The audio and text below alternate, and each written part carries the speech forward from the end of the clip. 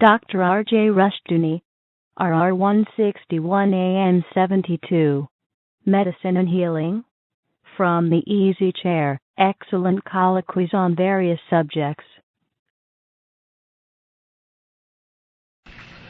This is R.J. Rushduni, Easy Chair number 178, September 13, 1988.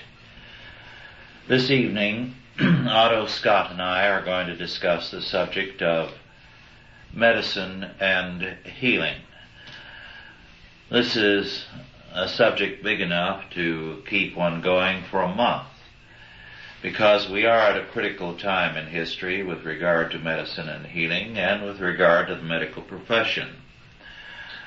There is a growing division within the profession because the doctor of other years has now been replaced by people who have nothing but contempt for what medicine has been in the past, who regard abortion as an option, euthanasia as sometimes the wise step to take, who will not speak out against such things as homosexuality and so on.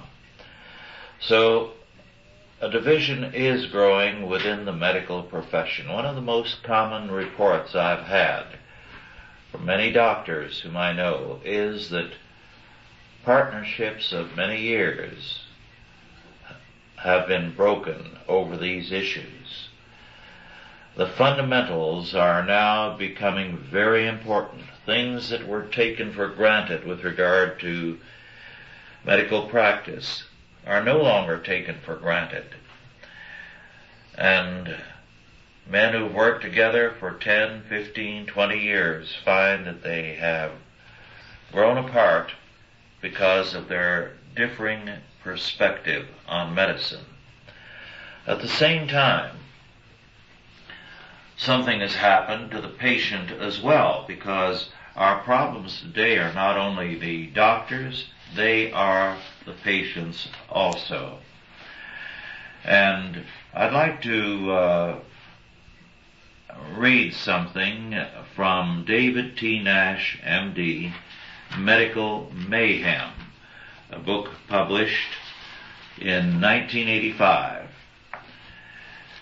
And he writes, I quote, "I once wrote an article describing the need of every individual to contribute to his health instead of to his illnesses, and in the course of it mentioned a number of risk factors known to cause and exacerbate heart disease.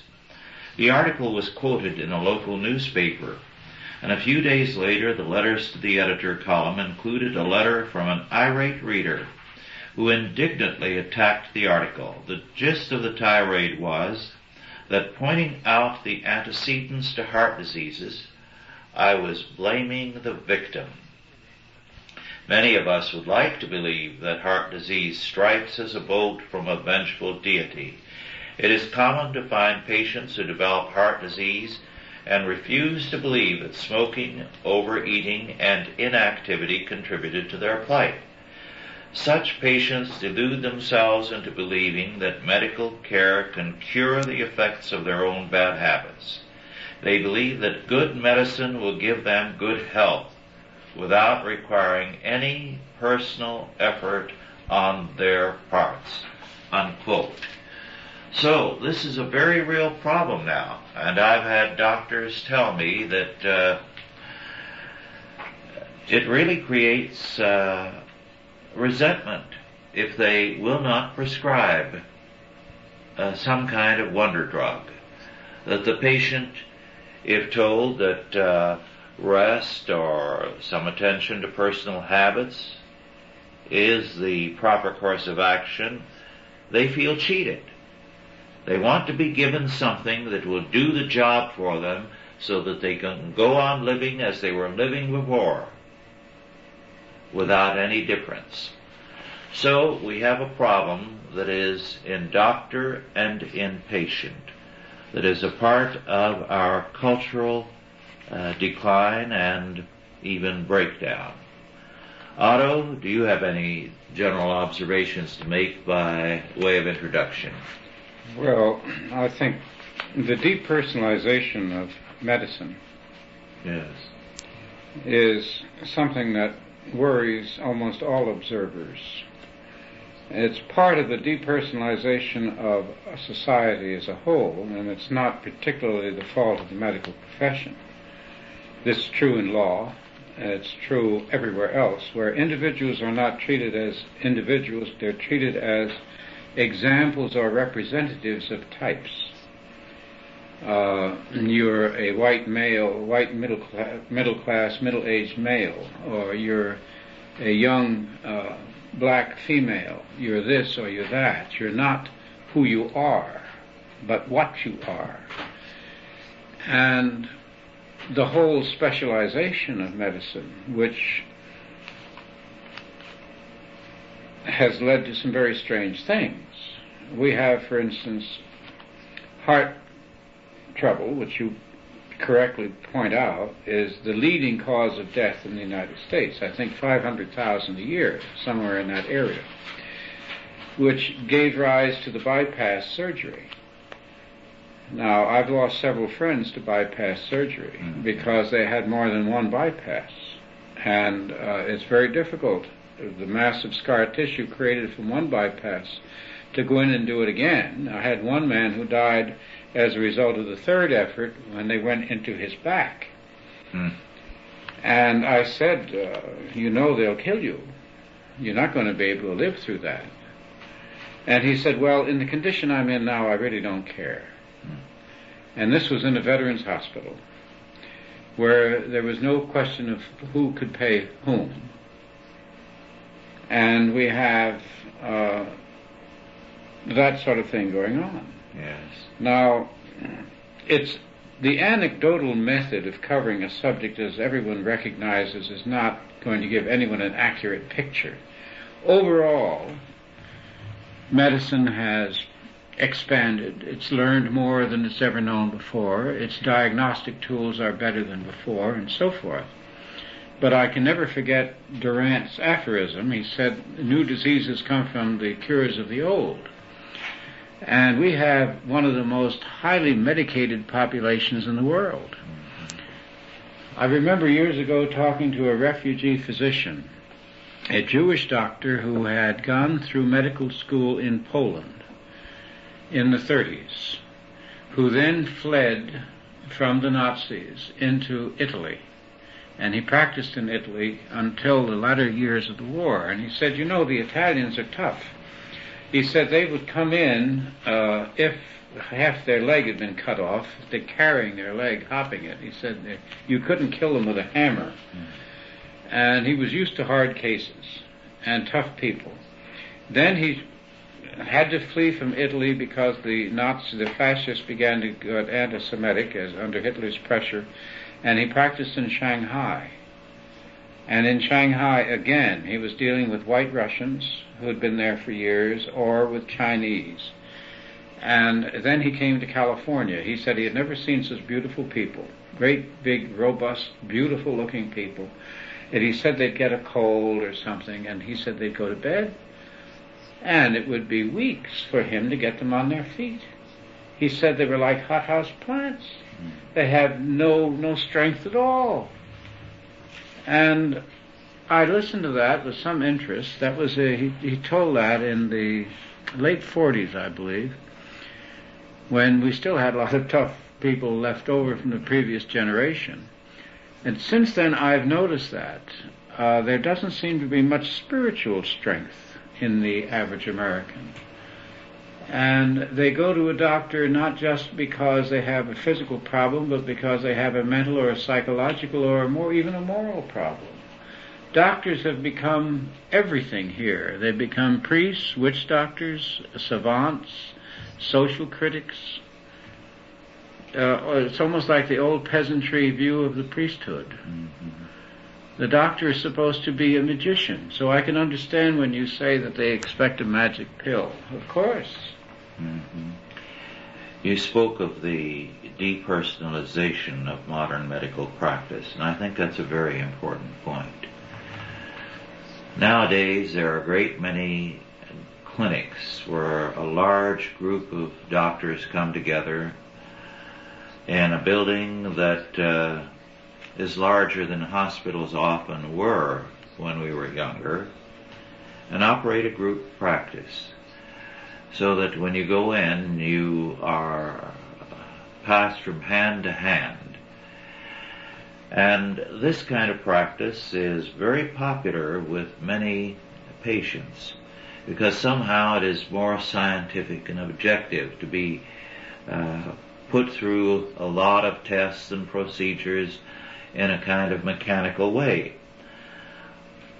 I am almost willing to bet that more problems result as a result of these huge clinics than they do from family practice, where the doctor knows you, knows your history, knows you as a person, knows your lifestyle. Yes.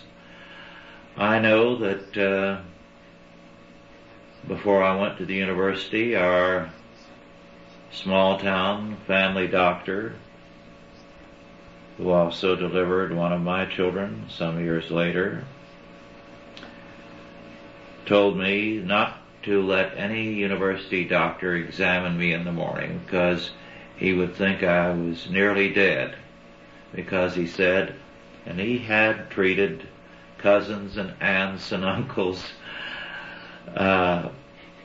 he said, in your family, on your mother's side, there's a strong tendency to a very low blood pressure, and in the mornings your pressure will be abnormally low. So always have it taken towards noon or in the afternoon. And a number of other things like that, he said. That's interesting. And he knew us. He knew us because he knew more than myself or my parents and my brother and sister. He knew all my relatives. As a result, he had insights into my physical well-being that were very far-reaching. Now, the family doctor is still able to do that in a way that the clinic never can. If he knows the family. Yes. And if there's enough propinquity over enough period of time. My father told me that when he came up from Venezuela, there is a fever down there caused by a mosquito or some such, which is conveyed by a spirochete, which will remain in the blood, and it's recurrent and fairly common. And that he knew of a number of Venezuelans who came to New York and who came down with that fever, and who would go to a physician who would give them a blood test and treat them for syphilis. And the treatment in those days for syphilis was salvarsan. And this did not help them, to say the least. And it didn't help them, of course, to be labeled as syphilitic, with all of the consequences involved. And finally, the physicians in Venezuela got in touch with the Medical Association in New York and sent them up illustrations and instructions to make this distinction. And they had quite a bit of difficulty in getting the American doctors to accept the idea, or even to get their attention. Now, that's only one little anecdote of a problem which we now have on a national scale. People are coming in from the Orient with diseases that we've never heard of. Yes.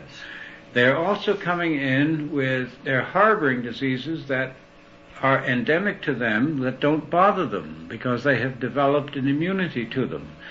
And they are beginning to spread diseases among the earlier American population, to which our bodies are not accustomed. Now, when the Europeans first came to the New World, thousands, tens of thousands of Indians died simply from the cold and from malaria and various other things that the Europeans came brought with them, to which the European had developed considerable immunity. So we have a medical problem because in recent years we have opened the gates to new races from new parts of the world. In fact, we are holding Europeans out and bringing Asiatics and Asians in.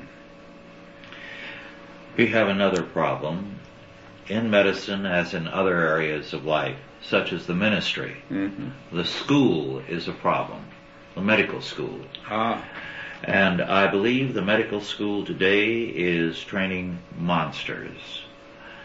Let me read, and I've had a number of telephone calls and conversations, but this letter says it very plainly, from just received a few days ago, from a young man who had excellent test scores, grades, strong letters of recommendations from past professors, who was being interviewed by a medical school interviewer.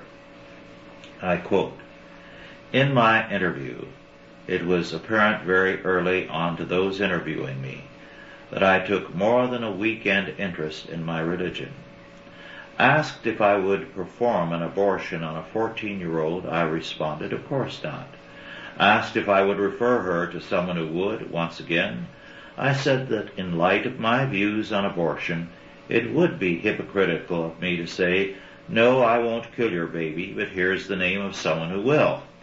This did not sit well with the interviewing committee. When all was said and done, after an hour, I walked out of the interview confident that I had not betrayed my values or my Lord by my responses. I felt that the matter was in God's hands. A week later, I received notice that I was not being offered a position in the entering class, but that should I wish to discuss the reasons for my rejection, the Dean of Admissions would be pleased to meet with me. My talk with the Dean was very enlightening. He told me that there was nothing wrong with my academic record at all, but that all three of my interviewers described me as being extremely rigid and inflexible with regard to my values. And that was where the problem lay. I responded that was an interesting way of looking at a person who had absolutes. He retorted that we live in a changing world and that as physicians we have to be ready to change with society. He said that it was okay for me not to believe in abortion, and said that 90% of the students felt that way, or so he claimed, but it was inexcusable for me to impose my values on others, that is, by not helping this fictitious 14-year-old to obtain an abortion. There is no place, he said, in the medical profession for people as judgmental as that. Furthermore, it was felt that I might even go so far as to proselytize my patients when they are in a state of vulnerability, although some would call it receptivity. Once again, inexcusable, even bordering on malpractice. My views on homosexuality as something deviant were greeted in a similar vein. I'm sure you get the drift of the meeting. Well, there's much more, but that is enough to indicate that Christians are being called out of the medical classes unless they're thoroughgoing compromisers. Well, Hitler wouldn't have had any problem at all, would he? No. So this poses us with another problem. Are you going to be able to trust a young doctor? Which medical schools in the country will allow a Christian to enter and to graduate? Well, these are questions we can't answer because we're not supplied with any valid, objective information about medical schools, their qualifications, or anything else. That's a letter that was sent to you. That's one personal experience. In a recent issue of Commentary magazine by the man who wrote Losing Ground. Oh yes, Murray. Murray is brought up the fact that black applicants have been accepted in medical schools who have grades, academic grades, which are grounds for rejection from a white applicant. Yes. That's part of his article. And he is saying in the article that this is nonsense and this has to stop. because we have to confront the consequences of failing standards for sociological reasons or for political reasons. Now, the doctors themselves have problems with the government, which is growing. As you know, the government peer review boards are now in charge, looking over the shoulders of the insurance companies. And hospitals are now administered by administrators who act as though their enemy is the doctor. And to go back to the Christian thing, the argument that is presented is that abortion is legal, and you have no right to object to what the government has determined to be legal. Now, this is a reversal of our traditional thought. We have never before been told that a professional has no right to object. This goes back to the idea that there is no morality nor law beyond the state. What the federal government makes into law is therefore moral. In Institutes of Biblical Law, Volume 1, I have a quotation there of an interview with then Senator Senator Tunney, the son of the Gene Tunney, the heavyweight champion. And in it, when confronted by pro-life people, he insisted that abortion was moral because it was legal. And when asked if theft, robbery were moral, he said no, because it is illegal. He was then asked if it were legalized, would it be moral? And he said, of course, yes. Well, he would have done well in Nazi Germany. Yes. Or the Soviet Union. And that's exactly the same concept of law that we are progressively developing. And you have no right to even object, because the objection might be an effort to force your views upon somebody. To even express your views is to attempt to force your views. And that's exactly the problem that this young man, Steve, ran into when he was with this committee. Well, hospitals are running into the same problem. The Catholic Church and its hospitals, various and sundry other groups are running. All the churches, all the mainline churches, have had to bow down before the state on this because the mainline churches have not stood up against the state. And they've taken federal funds to build the hospitals, so that they are now beholden to the federal government and subject to its controls. Years and years ago, the Supreme Court ruled that where federal funds go, in spite of what Congress may say in a piece of legislation, federal controls must go. So you have federal controls on church hospitals. Then they're not really church hospitals, are they? No, they are not. They are increasingly required to compromise at one point after another. Then how could they call themselves a church? Yes.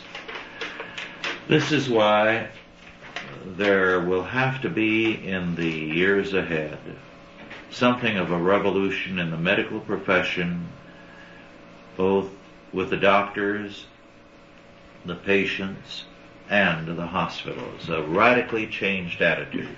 Well, it's difficult to achieve. As you know, my wife almost died.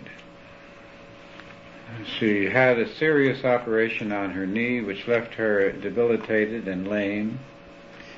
And then a year later, she had pneumonia. And she was in the critical ward, on the critical list for quite some time. And I made arrangements for her death. I went in to see her, of course, a couple of times every day, and the condition was very bad. Very bad. She pulled through, and we don't know why, because we never know why. We never know why somebody is healed and somebody else is not. That's out of our ken. And during that whole period, the doctor never once spoke to me. He didn't have the simple humanity to answer the phone. I called his office time and again, and I could never get past his nurse. I could never get past the receptionist or a nurse who would come on the line, who would give me a meaningless formula saying she's doing as well as can be expected, or her condition is unchanged, or something of that sort. Not once did that barbarian speak to me. Now that has sort of behavior has created a animus against the medical profession that runs throughout the entire nation. Their arrogance and their assumption that because a person is sick that they become imbecilic is unforgivable. Yes. I'm laughing because I have a recollection of the fury of a doctor, a good friend of my father's, when he became a patient in a hospital in his old age. Served him right. And he was a good man, a kindly man, but the nurses felt he was the worst patient they ever had, because he was constantly exploding at being treated as a child. Wow. And he said, I know more than any of you nurses do. Now, don't treat me like a child. But they did. Well, they always do. You can't ask the doctor what's in the medicine. Now, one can be a physician without being cultured, just as one can be an engineer or a businessman or any other kind of specialist. And I'd say that that's one of the problems the medical profession should address. And that is that you do have to be a cultured person if you're going to deal with other human beings. Yes. This friend of my father's, the doctor, when he got out of the hospital, he said he was no longer going to practice in this country because he did not like the direction of medicine, and he was going to make sure he never landed in an American hospital again. So he went to a mission board and talked them into sending him overseas as a medical missionary. Isn't that interesting? And he enjoyed himself immensely, and every report we had from him indicated what a delight his medical practice was, because he was dealing with human suffering as a Christian, full freedom to do as he pleased with Christian nurses, and he found it a great joy, and he worked almost to the year of his death. He was a very happy man. Well, I did see I visited a friend of my dad's in the hospital in Caracas, and they had an extra room, and his family was there. And his daughters and wife were running and getting him fruit juice and water and all the sort of little things that make you feel more comfortable. And there were no visiting hours. The presence of the family members relieved the nurses of all kinds of unnecessary work and assisted the patient to recover. Yes, one doctor who was very prominent in what was then Tanganyika wrote that their death rate was very high as long as they had a modern hospital. He said they finally gave up on it and built huts such as the natives had, and had the whole family come in and live with the patient. The infection rate dropped dramatically, and the healing rate skyrocketed, because the patient was there with at least some of the members of his family, and life around him continued as normal. The recovery rate was phenomenally better. Well, in that same context, then, why aren't more patients treated at home? Yes. Because the expense of a hospital today When Ann was in the hospital, the expense ran $800 a day. $800 a day. Now, I remember when a hospital room was comparable to the Waldorf Astoria, $20, $25, $35, $40, even $50, but $800. One doctor wrote a while back that it would be cheaper if a room in a nearby hotel were rented Of course. and a nurse hired. Absolutely. And the care would be better. Well,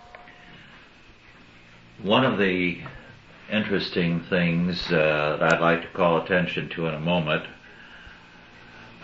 goes back to your comment about the relationship between drugs and drug-created illnesses. But first, Otto, with regard to hospitals, it is a place for patients, unfortunately, because they have there all the expensive equipment that is needed in case of an emergency or a crisis. On the other hand, the presence of all kinds of testing devices leads to their overuse with patients. So there is a penalty involved. A very interesting work by Dr. Richard Taylor, who has practiced in England, Australia, and the United States, is a book entitled Medicine Out of Control: The Anatomy of a Malignant Technology, published in Australia in 1979.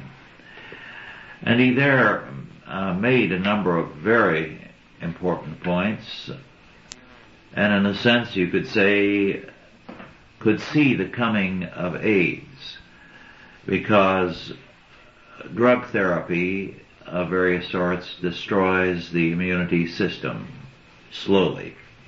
And he points out that Eleanor Roosevelt died of disseminated tuberculosis, which was reactivated by the cortisone she was given for her arthritis. So that her death was a product of the very drug she was taking.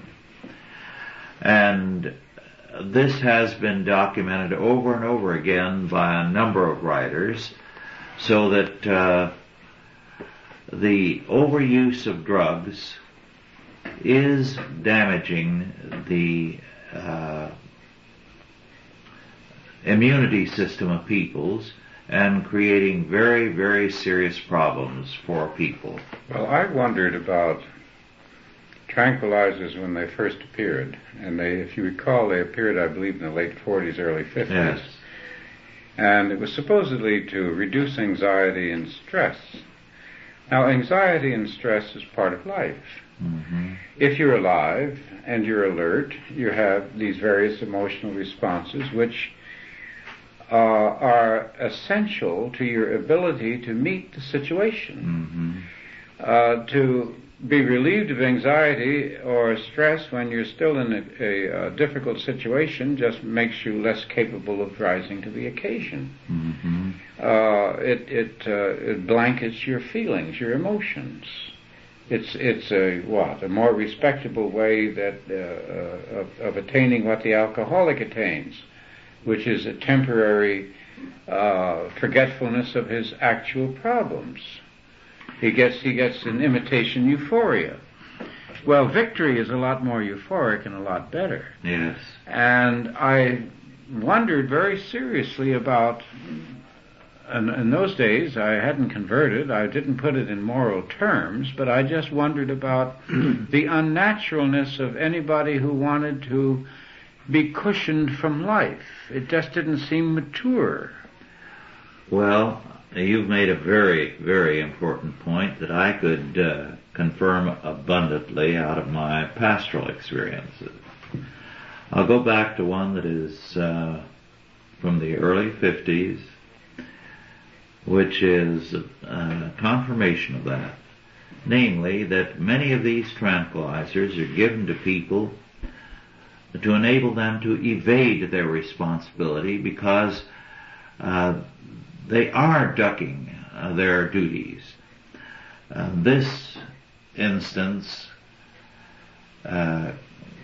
concerned a man who was constantly dealing with housewives. And he was a handsome man, and his moral IQ was very low, so he was very quickly involved with umpteen women, which meant that he could not collect from them. They were horrified at the idea, because of the relationship between them, of him asking them for money. Well, his superiors were demanding that he get on with his collections. He was good in selling, but not in collecting. And he had an increasingly difficult problem. He owed the company all kinds of money, and there was no way he could collect it. So he went out of his mind, which was very convenient. And he had a nervous breakdown. Yes, because he did not know how to resolve that situation. Well, the minute he did, the company gave him, as a valued employee, all kinds of medical and psychiatric care, and some kind of tranquilizer was prescribed for him, which, when he took, restored him to a balanced mind. But he knew very quickly that when he was back in his right mind, he had this problem and he knew no way out. So he would pretend to take it and destroy the pills, drop them down the toilet or something. And his wife caught on to it after a while, that he kept saying he had taken it, so on and so forth. And it was reducing her to a wreck. And I met her on the street one day, and she looked to be much better than usual. And I said, "Oh, are things better now? Is Jack taking his pills?" And she said, "Oh, no, he won't take them, and he's still off his rocker and ranting all night long." And I said, "Well, you look fine." And she said, "Well, I'm taking his pills." Oh, my. Isn't that something? Oh, well, there's lots of, there is humor in the whole thing. I remember that a physician whom I did know, who was a friend of mine, once gave me one of these thorough physical examinations, which took several days and all kinds of tests and so forth, and he had several questions at the end of all this which surprised me. One was, "Did you ever take drugs?" And I said, "Well, can't you tell that I don't take drugs?" He said, "No, of course I can't tell." He said, "We could tell if you're under the influence of drugs. We might on occasion see that you had withdrawal symptoms, but otherwise we'd have no means of knowing." Well, I said, "Why would you ask such a..." Well, he said, "Maybe you're a psychopath." I said, "Why?" I said, "Why would I be a psychopath?" Well, he said, "You have abnormally quick physical reflexes." And he said, "That's very often a psychopathic reaction." Well, I said, "What is a psychopath?" Well, he said, "A person who has no feeling for others, who engages in physical violent behavior, has no particularly developed moral sense." I said, "You're talking about young people."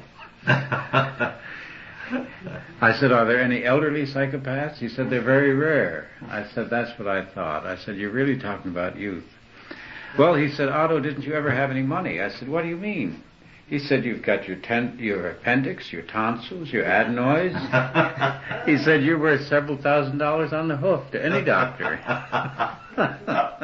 So we settled for that. That was it. Well, the very term psychopath dates the story, Otto, because it's no longer used. Is that Psychopath right? refers to someone who has something wrong with his own soul.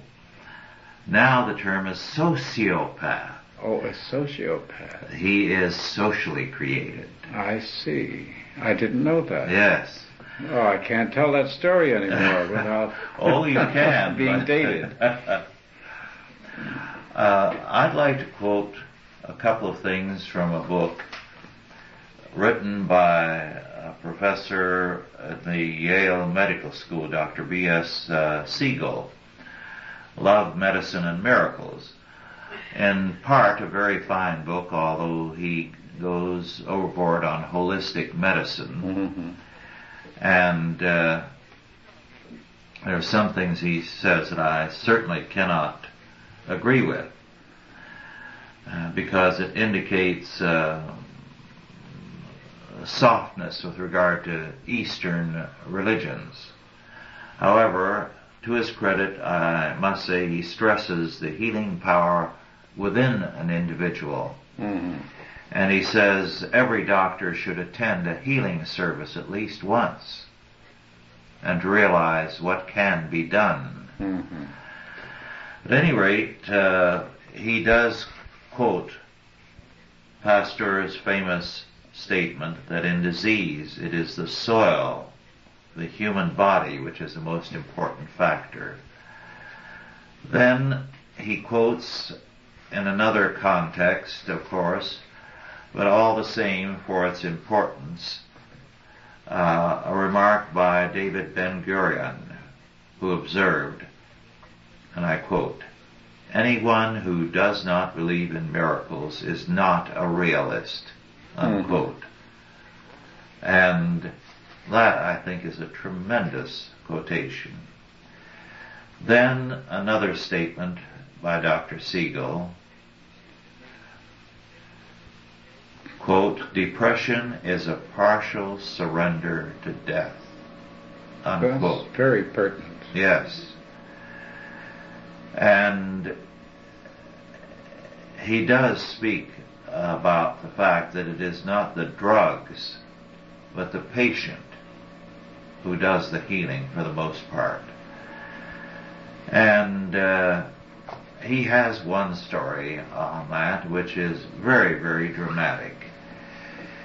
It's about a man who had a great deal of faith in science, who had far advanced lymphosarcoma in 1957.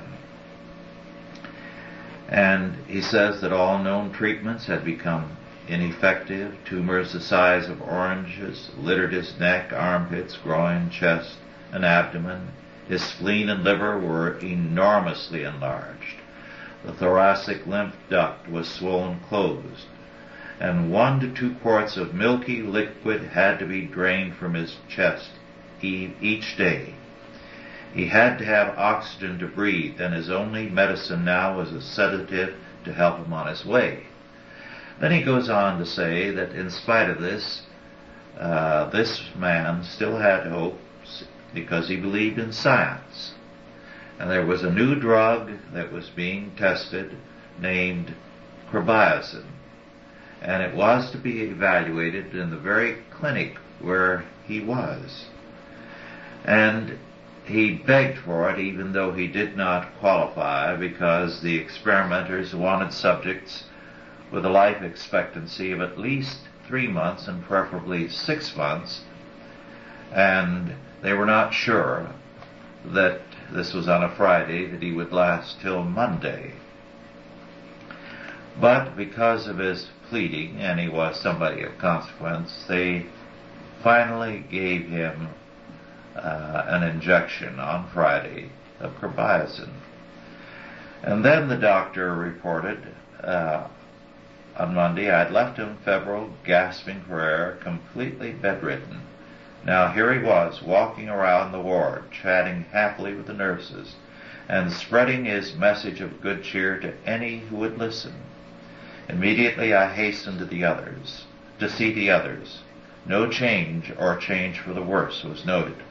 Only in Mr. W. was there brilliant improvement. The tumor masses had melted like snowballs on a hot stove, and in only those few days they were half their original size." So he goes on to say that the man's recovery was remarkable, and very shortly he was discharged and was flying in his own plane and apparently fully recovered.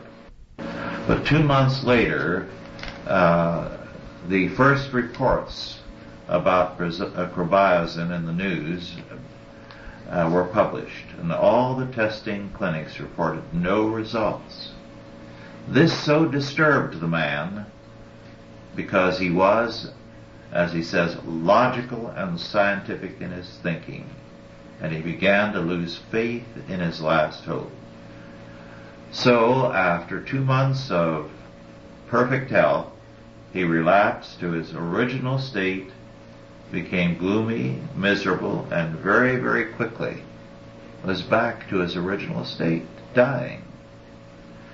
So the doctor thought this would be a good opportunity to explore the human mind with what we call now, medically, doctors call the placebo effect.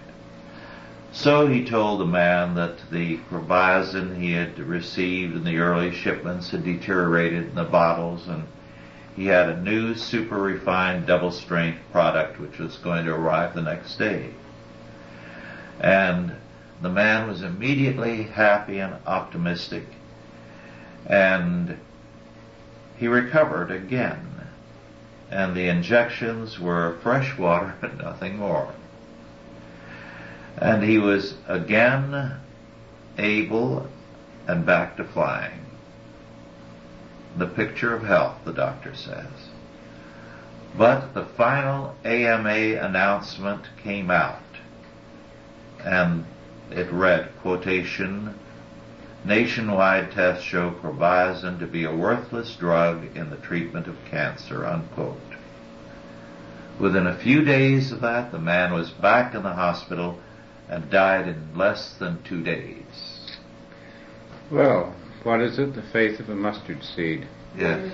The Africans and other primitive tribes would die once the witch doctor cursed them. Mm-hmm. And I think it is true that our spiritual condition determines to a remarkable extent our physical condition. Fear inhibits the mind, prevents you from thinking clearly.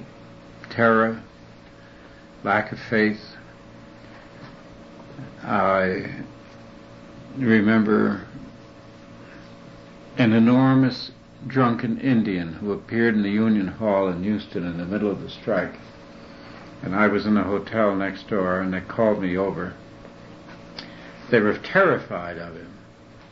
And when I walked in, you could feel the violence in the air. He didn't know where he was, he didn't know why he was there, but he didn't like these little people around him, and he was on the verge of killing them all. And I went over and put my arm on him and hand on him and said, you looking for a hotel? You looking for a place to stay? And yes. Well, I let him out and down the street and got him started somewhere else. No problems. Mm-hmm. Because I wasn't afraid of him. And I believe that story. I believe that people are healed at Lourdes. And I believe that laying on of hands does this, if the individual believes.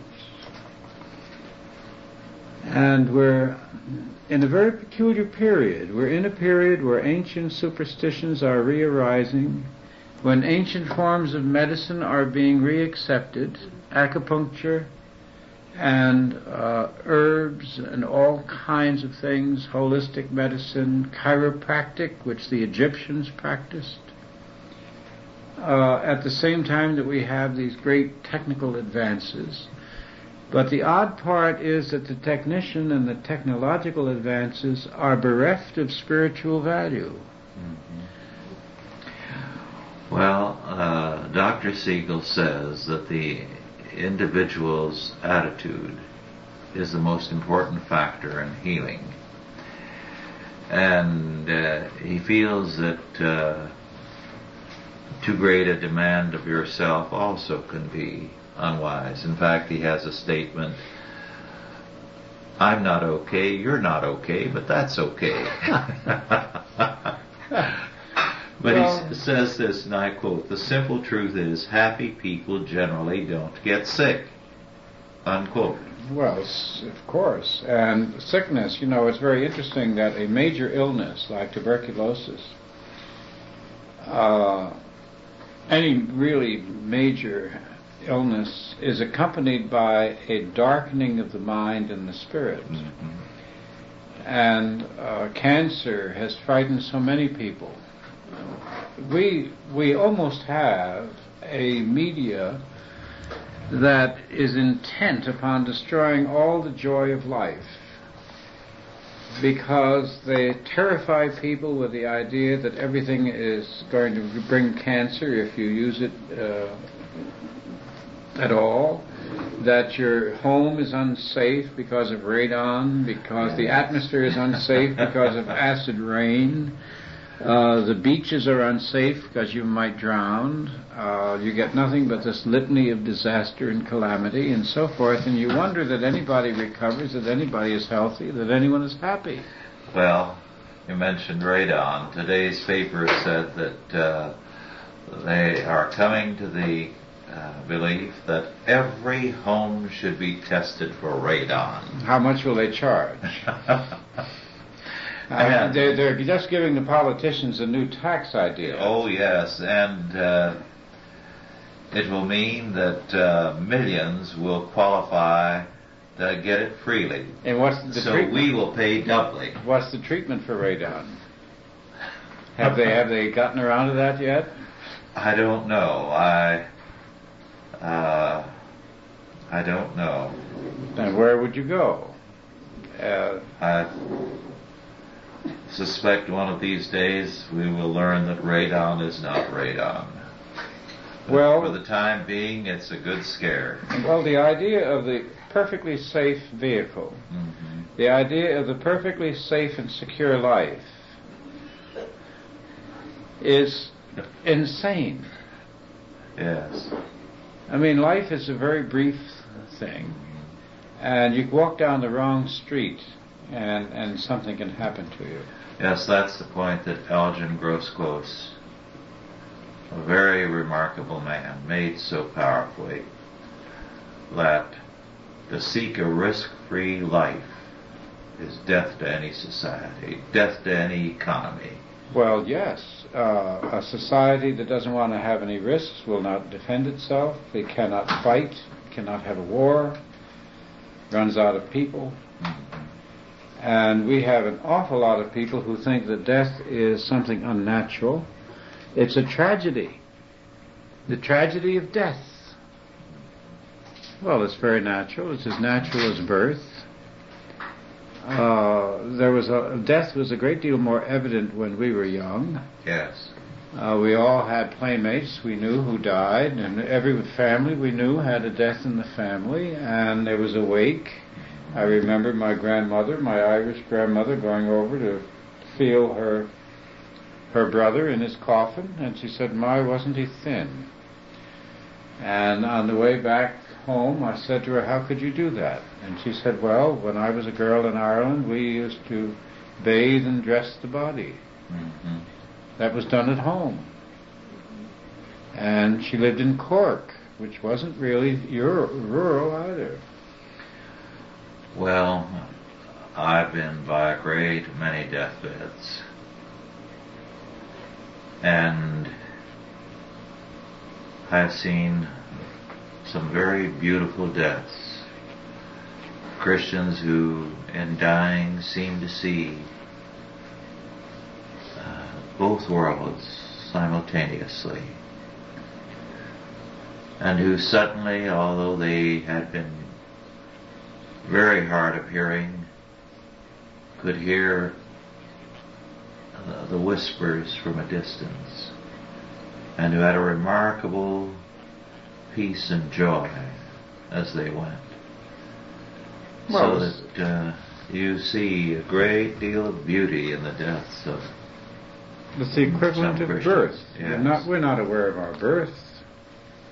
It's not a superhuman pain or experience to be born, and we've go out of the world naturally the same way. If it's not a violent and unexpected death. cancer has its value.